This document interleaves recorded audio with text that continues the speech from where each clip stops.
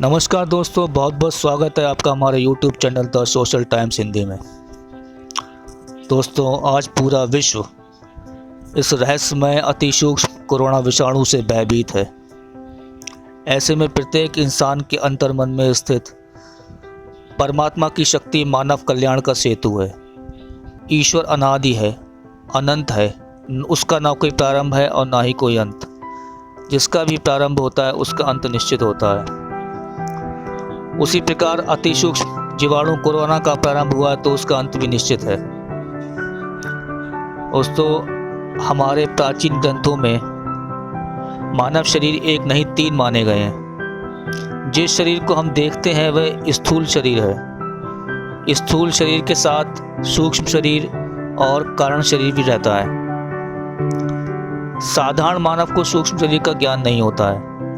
सूक्ष्म शरीर के बल से हम कोरोना महामारी से मानव जाति को बचा सकते हैं। सूक्ष्म शरीर को मजबूत करके बीमारियों से हम स्थूल शरीर की रक्षा कर सकते हैं। तो सबसे पहले हमें अपने मन मस्तिष्क से कोरोना महामारी का भय और जीवन में आई हताशा निराशा को दूर करना होगा, ताकि प्रकृति की मदद हमें प्राप्त हो सके। दोस्तों, मैं आपको एक कहानी सुनाने जा रहा हूँ और उस कहानी को आप ध्यान से सुनिए। एक बड़ा प्रतापी राजा था जो आध्यात्मिक शक्तियों के बल पर संसार की प्रकृति को समझ सकता था। एक बार महामारी ने राजा को सूचित किया कि वह उसके राज्य में आने वाली है और राज्य के 1 लाख लोगों की जान लेकर जाएगी। ऐसे में राजा ने राज्य में ढिंढोरा पिटवा दिया, जिसके कारण हर तरफ महामारी की दहशत और डर का माहौल बन गया। महामारी आई, लोगों की जान गई, लेकिन जब महामारी जाने लगी तब राजा ने पूछा कि उसने असत्य क्यों बोला। उसने ये क्यों कहा कि वह केवल 1 लाख लोगों की जान लेके जाएगी, जबकि इसमें 5 लाख लोगों की मृत्यु हुई है। तो इस पर महामारी ने राजा से कहा कि मैंने तो 1 लाख लोगों की ही जान ली है, पर जो आपने डर और दहशत का माहौल बनाया है, बाकी जाने तो उस डर और दहशत ने ले ली हैं।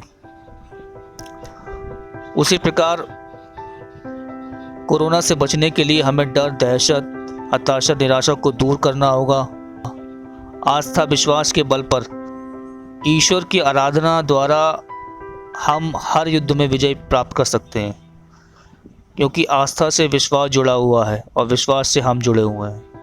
आज चिकित्सा विज्ञान कोरोना से जूझ रहा है, तो इस स्थिति में धर्म इसका सबसे बड़ा सहारा है। प्रार्थना में इतनी शक्ति होती है कि वह बड़े से बड़े संकटों से मानव की रक्षा हर युग में करती आई है। एक बार महाभारत काल में अश्वत्थामा ने पांडवों पर एक अत्यंत शक्तिशाली अस्त्र से प्रहार किया था, जिसको पूरे विश्व में कोई प्रतिकार नहीं कर सकता था, कोई उसको काट नहीं सकता था। इस अस्त्र से बचाव के लिए भगवान श्री कृष्ण ने पांडवों को एक सुझाव दिया। उन्होंने कहा कि जब अस्त्र परम शक्तिशाली हो तो सब कुछ छोड़ शांत चित्त से हाथ जोड़कर खड़े रहना चाहिए, इसी में सबकी भलाई है। दोस्तों, तो हमें अपने को पॉजिटिव रखना है और नेगेटिव चीज़ों से दूर रहना है। मैं आशा करता हूँ कि आप जहाँ भी रहें खुश रहें, अपने घरों में रहें। अगर आपको ये मेरी कहानी पसंद आई है तो प्लीज़ इसे लाइक करें।